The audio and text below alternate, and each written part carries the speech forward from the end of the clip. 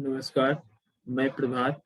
आज मैं क्लास 9 का सामाजिक विज्ञान का मॉडल सेट 1 प्रथम सावधिक परीक्षा 2021-22 लेकर आया हूं, जो झारखंड शैक्षिक अनुसंधान एवं प्रशिक्षण परिषद रांची झारखंड के द्वारा प्रकाशित किया गया है।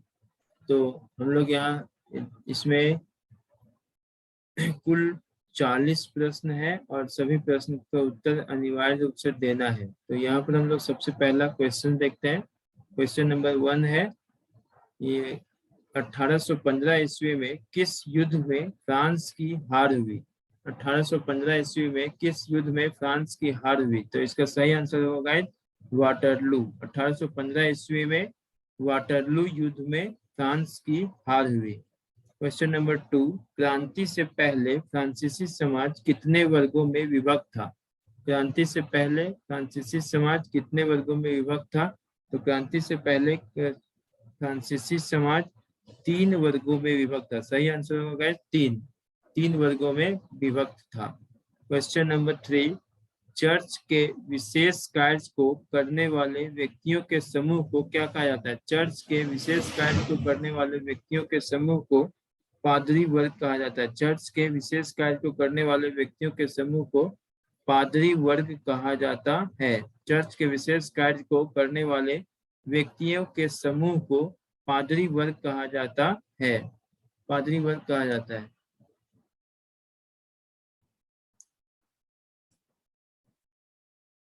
क्वेश्चन नंबर 4, फ्रांस का संविधान किस वर्ष बना? फ्रांस का संविधान किस वर्ष बना? तो फ्रांस का संविधान सही आंसर होगा 1791 ईस्वी में बना। फ्रांस का संविधान किस वर्ष बना? तो सही आंसर होगा 1791 ईस्वी में। क्वेश्चन नंबर 5, फ्रांस ने 1793 से 1794 ईस्वी फ्रांस ने 1793 से 1794 ईस्वी के मध्य के काल को किस नाम से जाना जाता है? फ्रांस ने 1793 से 1794 ईस्वी के मध्य के काल को किस नाम से जाना जाता है? तो इसको आतंक का राज के नाम से जाना जाता है। आतंक का राज। फ्रांस में 1793 से 1794 ईस्वी के मध्य के काल को आतंक का राज कहा जाता है। आतंक का राज कहा जाता है। सही आंसर होगा आतंक का राज। क्वेश्चन नंबर 6, 1917 से पूर्व रूस पर किसका शासन था? 1917 से पूर्व रूस पर जार निकोलस प्रथम का, जो जार निकोलस द्वितीय का शासन था। 1917 से पूर्व रूस पर किसका शासन था? तो इसका सही आंसर होगा जार निकोलस द्वितीय। जार निकोलस द्वितीय का शासन था। क्वेश्चन नंबर 7, रूसी संसद का क्या नाम था? रूसी संसद का क्या नाम था? उस क्वेश्चन नंबर 7, रूसी संसद का क्या नाम था? तो रूसी संसद का नाम था, रूसी संसद का नाम ड्यूमा था। ड्यूमा। रूसी संसद का नाम ड्यूमा था। सही आंसर होगा ड्यूमा। रूसी संसद का नाम ड्यूमा था। क्वेश्चन नंबर 8, बोल्शेविक पार्टी का नेता कौन था? बोल्शेविक पार्टी का नेता लेनिन। सही आंसर होगा लेनिन।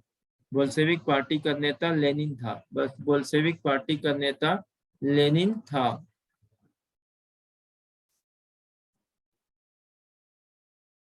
क्वेश्चन नंबर 9, रूसी क्रांतिकारियों के मुख्य उद्देश्य क्या थे? रूसी क्रांतिकारियों के मुख्य उद्देश्य क्या थे?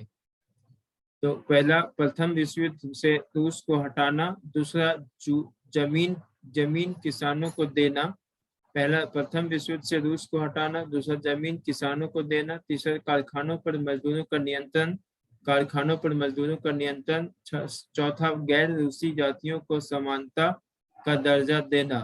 तो रूसी क्रांतिकारियों के मुख्य उद्देश्य क्या थे? रूसी क्रांतिकारियों के मुख्य उद्देश्य ये सभी थे। उपर्युक्त सभी, इसका सही आंसर होगा उपर्युक्त सभी। यानी प्रथम विश्व युद्ध से रूस को हटाना, जमीन किसानों को देना, कारखानों पर मजदूरों का नियंत्रण, गैर रूसी जातियों को समानता का दर्जा देना। उपर्युक्त सभी उद्देश्य रूसी क्रांतिकारियों के मुख्य उद्देश्य थे। क्वेश्चन नंबर 10, खूनी रविवार के नाम से किस दिन को जाना जाता है? खूनी रविवार के नाम से 9 जनवरी 1905 ईस्वी को जाना जाता है। 9 जनवरी 1905 ईस्वी को खूनी रविवार के नाम से जाना जाता है। क्वेश्चन नंबर 11, भारत का क्षेत्रफल विश्व के कुल क्षेत्रफल का कितना प्रतिशत है? भारत का क्षेत्रफल विश्व के कुल क्षेत्रफल का 2.4% है। सही आंसर होगा 2.4%। भारत का क्षेत्रफल विश्व के कुल क्षेत्रफल का 2.4% है। क्वेश्चन नंबर 12, भारत की मानक याम्योत्तर रेखा कौन सी रेखा है? भारत की मानक याम्योत्तर रेखा, भारत की मानक याम्योत्तर रेखा कौन सी रेखा है? तो सही आंसर होगा 82 डिग्री 30 अंश पूर्वी देशांतर भारत का मानक याम्योत्तर रेखा है। भारत की मानक याम्योत्तर रेखा कौन सी रेखा? भारत की मानक याम्योत्तर रेखा 82 डिग्री 30 डिग्री 82.30 डिग्री पूर्वी देशांतर भारत की मानक याम्योत्तर रेखा है। क्वेश्चन नंबर 13, कर्क रेखा किस राज्य से नहीं गुजरती है? तो कर्क रेखा उड़ीसा राज्य से होकर नहीं गुजरती है। कर्क रेखा उड़ीसा राज्य, भारत के कुल 8 राज्यों से, भारत के कुल 8 राज्यों से होकर के कर्क रेखा गुजरती है। इसका शॉर्ट ट्रिक है मित्र, पर, गमछा, झार। तो यहाँ पर मिजोरम, त्रिपुरा,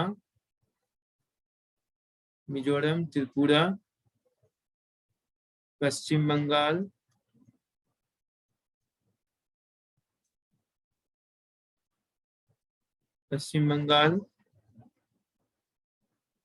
उसके बाद झारखंड,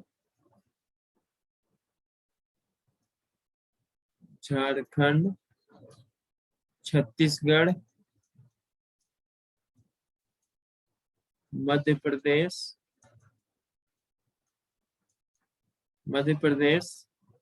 राजस्थान और गुजरात। ये मुख्य राज्य है जो जहां से कर्क रेखा होकर के गुजरती है। तो इसमें से उड़ीसा एक ऐसा राज्य है जो कर्क रेखा होकर नहीं गुजरती है, कर्क रेखा नहीं गुजरती है।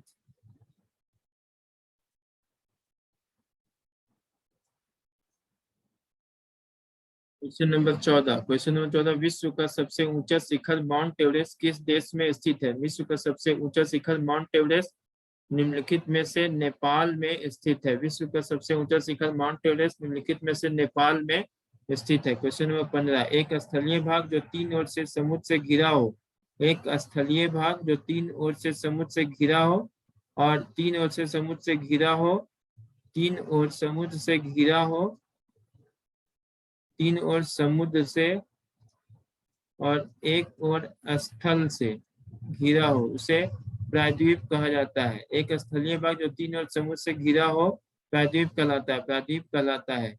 क्वेश्चन नंबर 16, बाढ़ वाले मैदानों के नए तथा युवा निक्षेपों को किस नाम से जाना जाता है?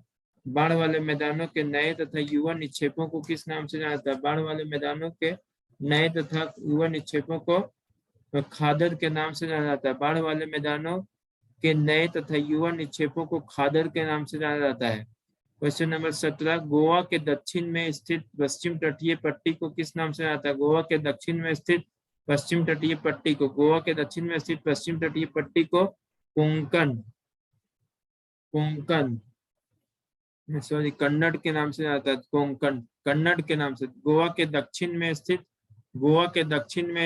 पश्चिम तटीय पट्टी को कन्नड़ के नाम से जाना जाता है। गोवा के दक्षिण में स्थित पश्चिम तटीय पट्टी को कन्नड़ के नाम से जाना जाता है। गोवा के दक्षिण में स्थित पश्चिम तटीय पट्टी को कन्नड़ के नाम से जाना जाता है। कन्नड़ के नाम से जाना जाता है।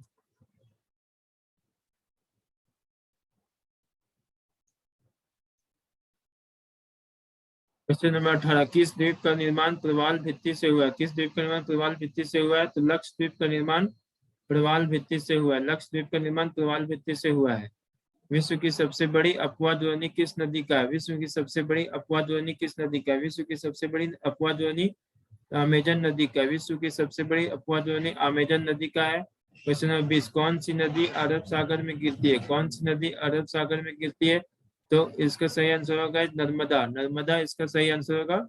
नर्मदा और ताप्ती दो ही ऐसी नदी है जो अरब सागर में गिरती है। पालमपुर गांव की कितनी प्रतिशत जनसंख्या अपनी आजीविका के लिए कृषि पर आश्रित है? पालमपुर गांव की कितनी प्रतिशत जनसंख्या अपनी आजीविका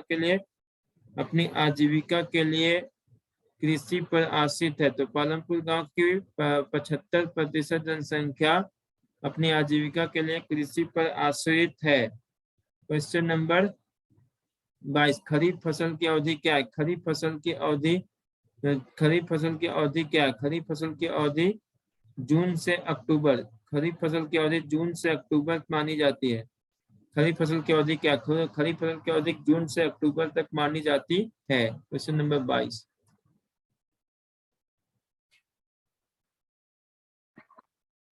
क्वेश्चन नंबर 23, हरित क्रांति का संबंध है। हरित क्रांति का संबंध किससे है? हरित क्रांति का संबंध किससे है? हरित क्रांति का संबंध खाद्यान्न के उत्पादन से, तिलहन के उत्पादन से, मत्स्य पालन से, दूध उत्पादन से। हरित क्रांति का संबंध खाद्यान्न के उत्पादन से है। इसका सही आंसर होगा खाद्यान्न के उत्पादन से। क्वेश्चन नंबर 24, निम्न में से कौन कार्यशील पूंजी का उदाहरण? निम्न में से कौन कार्यशील पूंजी का उदाहरण है? कार्यशील पूंजी का उदाहरण। निम्न में से कौन कार्यशील पूंजी का उदाहरण है? निम्न में से कौन कार्यशील पूंजी का उदाहरण है? क्वेश्चन नंबर 24, निम्न में से कौन कार्यशील पूंजी का उदाहरण है? कार्यशील पूंजी का उदाहरण है। इसका सही आंसर होगा मशीन। इसका सही आंसर होगा मशीन। मशीन कार्यशील पूंजी का उदाहरण है। क्वेश्चन नंबर 25, निम्नलिखित में से कौन एक गैर कृषि क्रिया है? निम्नलिखित में से कौन एक गैर कृषि क्रिया है? खेतों की जुताई करना, फसल की देखभाल करना, सिंचाई करना, खाद एवं बीज की बिक्री करना। गैर कृषि कार्य है किस खाद एवं बीज की बिक्री करना एक गैर कृषि कार्य है।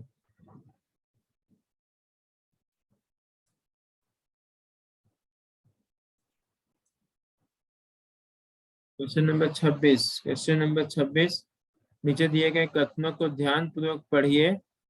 कथन 1, कथन 1, उस जब मानव संसाधन को शिक्षा तथा स्वास्थ्य के द्वारा विकसित किया जाता है। जब मानव संसाधन को शिक्षा तथा स्वास्थ्य के द्वारा विकसित किया जाता है तब इसे मानव पूंजी निर्माण कहते हैं।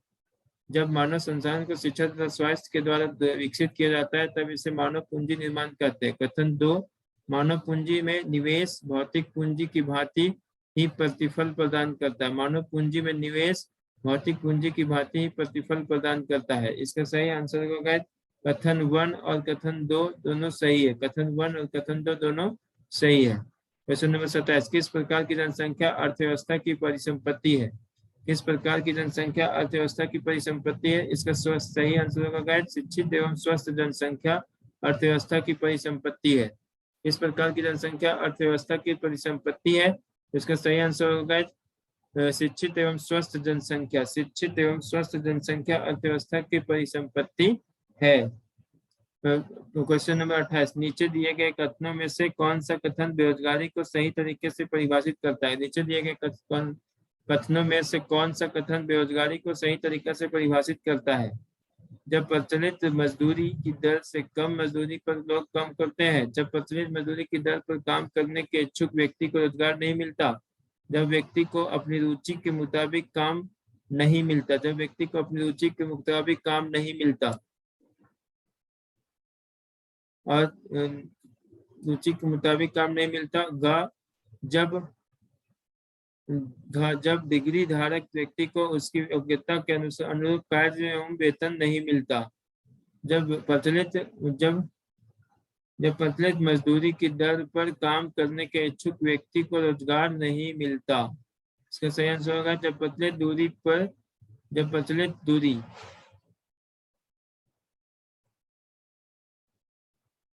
इसका सही आंसर होगा जब प्रचलित मजदूरी की दर पर काम करने के इच्छुक व्यक्ति को रोजगार नहीं मिलता। क्वेश्चन नंबर 29, प्राथमिक शिक्षा में नामांकन के लिए कौन से कार्यक्रम चलाए गए हैं? प्राथमिक शिक्षा में नामांकन के लिए कौन से कार्यक्रम चलाए गए? प्राथमिक शिक्षा में नामांकन के लिए कौन से कार्यक्रम चलाए गए? सेतु पाठ्यक्रम और स्कूल लोटो शिविर, ये दोनों कार्यक्रम चलाए गए। प्राथमिक कक्षा में नामांकन के लिए सेतु पाठ्यक्रम और स्कूल लोटो शिविर, ये दोनों कार्यक्रम चलाए गए हैं।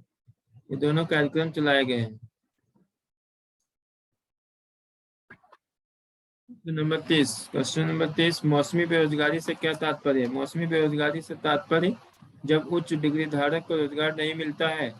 जब किसी खास फसली मौसम में ही रोजगार मिलता है। जब वर्ष के कुछ महीनों में रोजगार प्राप्त नहीं होता है।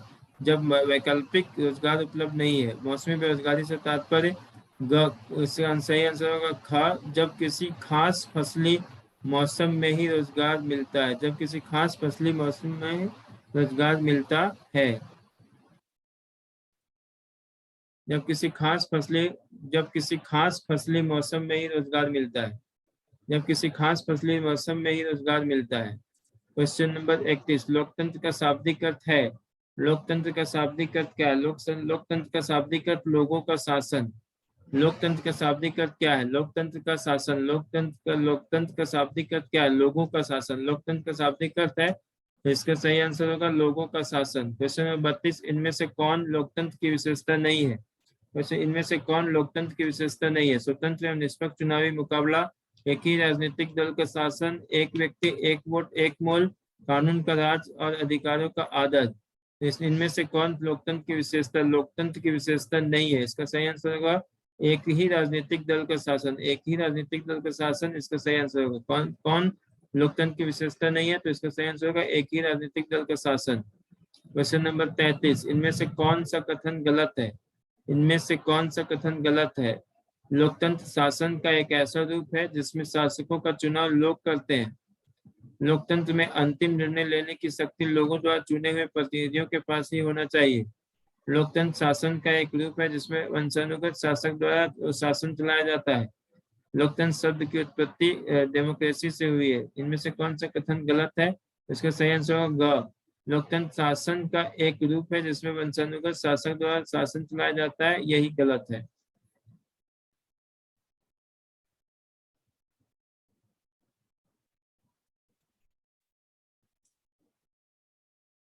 क्वेश्चन नंबर 34, इनमें से कौन सा तर्क लोकतंत्र के पक्ष में अच्छा नहीं है? इनमें से कौन सा तर्क लोकतंत्र के पक्ष में अच्छा नहीं है? का लोकतंत्र मतभेदों और टकरावों को संभालने का तरीका उपलब्ध कराता है। लोकतांत्रिक शासन पद्धति दूसरी से बेहतर है दूसरों से बेहतर है क्योंकि यह शासन का अधिक जवाबदेही वाला स्वरूप है। क्वेश्चन नंबर ग, लोकतंत्र बेहतर निर्णय लेने की संभावना बढ़ाता है। क्वेश्चन नंबर ऑप्शन घ, लोकतंत्र नागरिकों का सम्मान नहीं बढ़ाता है। लोकतंत्र के लिए अच्छा नहीं है, तो इसमें क्वेश्चन इसका सही आंसर होगा घ, लोकतंत्र नागरिकों का सम्मान नहीं बढ़ाता है। इसका सही आंसर होगा घ, लोकतंत्र नागरिकों का सम्मान नहीं बढ़ाता है, यही गलत है। क्वेश्चन नंबर 35, पाकिस्तान में जनरल परवेज मुशर्रफ ने कब सैनिक तख्तापलट की अगुवाई की? पाकिस्तान में जनरल परवेज मुशर्रफ कब सैनिक तख्तापलट की अगुवाई की? 1900। इसका सही आंसर होगा 1999।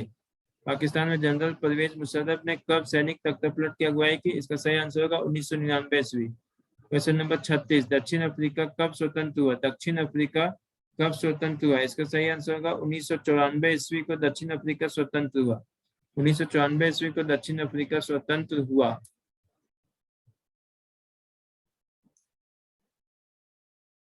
क्वेश्चन नंबर 37, रंग भेद की नीति इनमें से किस देश में प्रचलित थी? रंग भेद की नीति इनमें से किस देश में प्रचलित थी? इसका सही आंसर होगा दक्षिण अफ्रीका में। रंग भेद की नीति इनमें से किस देश में प्रचलित थी? इसका सही आंसर होगा दक्षिण अफ्रीका में। रंग भेद की नीति दक्षिण अफ्रीका में प्रचलित थी। क्वेश्चन नंबर 38, भारतीय संविधान सभा में सदस्यों की संख्या कितनी थी? भारतीय संविधान में सदस्यों की संख्या कितनी थी? भारतीय संविधान सभा में सदस्यों की संख्या कितनी थी? भारतीय संविधान सभा में सदस्यों की संख्या 299। सही आंसर होगा गाइस 299। भारतीय संविधान सभा में सदस्यों की संख्या कितनी थी? भारतीय संविधान सभा में सदस्यों की संख्या 299 थी। सही आंसर होगा गाइस 299। क्वेश्चन नंबर 39, लोकतांत्रिक संविधान में इनमें से कौन सा प्रावधान नहीं रहता है? लोकतांत्रिक संविधान में इनमें से कौन सा प्रावधान नहीं रहता है? शासन प्रमुख के अधिकार, शासन प्रमुख का नाम, विधायिका के अधिकार, देश का नाम। 39, क्वेश्चन विधायिका के अधिकार। लोकतांत्रिक संविधान में इनमें से कौन सा प्रावधान नहीं रहता है? तो विधायिका के अधिकार का प्रावधान नहीं रहता। क्वेश्चन नंबर 40, भारतीय संविधान सभा ने किस दिन अपना काम पूरा किया? भारतीय संविधान सभा ने किस दिन अपना काम पूरा किया? भारतीय संविधान सभा ने किस दिन अपना काम पूरा किया? तो इसका सही आंसर होगा 26 नवंबर 1949 को। भारतीय संविधान सभा ने किस दिन अपना काम पूरा किया? इसका सही आंसर होगा 1949 ईस्वी। तो आज के लिए इतना ही। गाइज यदि वीडियो पसंद आए तो वीडियो को लाइक करें, सब्सक्राइब करें तथा शेयर करना ना भूलें और बेल आइकन दबाएं। सब्सक्राइब करने के बाद बेल आइकन अवश्य दबाएं ताकि आगे का वीडियो आपको शीघ्र ही प्राप्त हो सके। तो धन्यवाद, आज के लिए धन्यवाद।